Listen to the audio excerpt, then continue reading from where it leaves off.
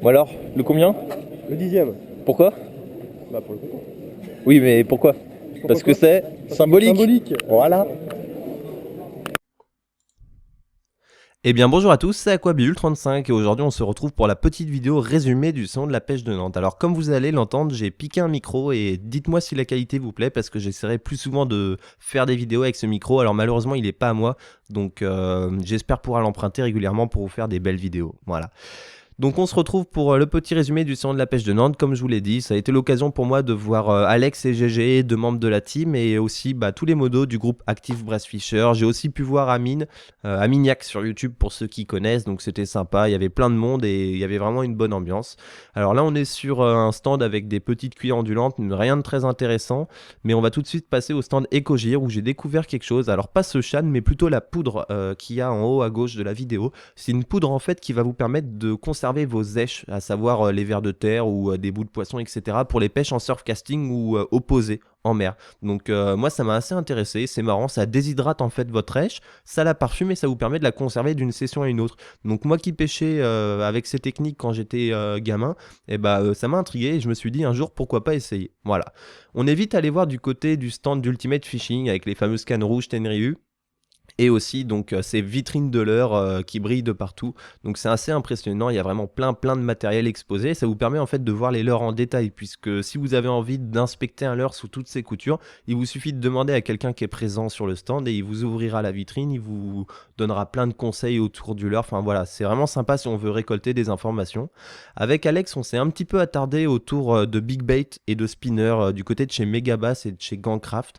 Donc pour ceux qui connaissent, le Ice Slide 262 et le Gangcraft Jointed Claw, deux big bait avec une seule articulation qui sont vraiment énormes mais magnifiques.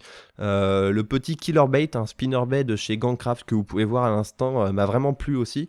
Il est magnifique avec ses palettes décorées, franchement ça me tente bien. Après je vous avoue que c'est un petit peu cher pour le coup et c'est vrai que si on perd un spinner à ce prix là c'est un petit peu dommage, mais c'est un bel objet et il faut dire ce qu'il en est, des fois ça fait du bien de se faire plaisir. Donc là vous pouvez voir que je suis en train d'inspecter le Ice Slide 262. Donc on regardait un petit peu avec Alex comment il était peint parce que le coloris est vraiment magnifique. La tête du leurre est vraiment très sympa aussi, ça fait un petit peu gueule de tarpon. Et à l'arrière vous avez une petite nageoire caudale en fait en leurre souple qui doit permettre en fait au leurre de nager, mais ça doit pas trop vibrer. À mon avis ça joue pas tellement sur l'action du leurre. Il y a aussi la taille 135 qui est assez intéressante d'ailleurs pour nous. Avec Alex on s'est dit pourquoi pas un jour si on a envie d'investir dans un bon petit leurre avec des hameçons aimantés qui évitent de s'accrocher bêtement dans les algues. On est allé voir aussi les nouveautés, à savoir le Grenade, le Hijack et le McDraft en 8-10 pouces. Donc le Grenade c'est un très gros crankbait qui a l'air vraiment sympa pour pêcher le brochet en surface lorsqu'ils sont calés sous les nénuphars. Et le McDraft, c'est un shad tout monté qui est disponible dans divers styles, mais la taille 8 pouces m'a assez interpellé vu que j'ai une canne qui pourrait permettre de le lancer et j'aimerais bien essayer ce leurre.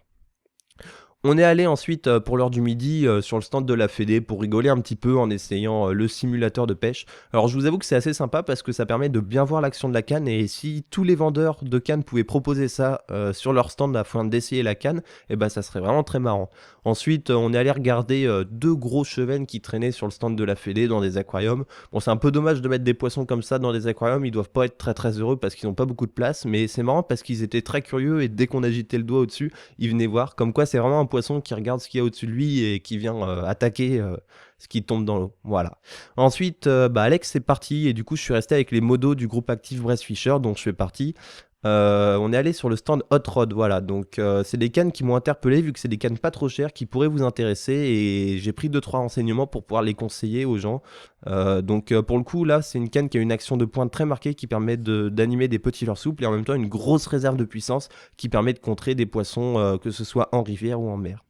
Et je suis enfin passé voir un ami donc sur le stand de Roadhouse. Donc si vous avez des projets de cannes en particulier, si vous avez envie de monter quelque chose de très précis, n'hésitez pas à aller les voir, ils sont plein de bons conseils, c'est des gens vraiment très gentils et ils sauront vous aider à réaliser votre canne sans souci. Voilà.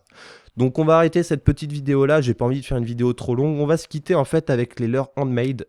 Pour ceux qui connaissent un petit peu les crafters français, il y en avait beaucoup qui étaient là, ou du moins il y avait beaucoup de leurres handmade connus en France qui étaient présentés dans des petits cadres. C'était vraiment très joli, il y a des leurres vraiment magnifiques, et il y a certains, on aurait bien envie de les acheter même si c'est un petit peu cher. Après je vous avoue que quand on perd un leurre qui a cette valeur, je dirais, ça fait toujours un peu chier.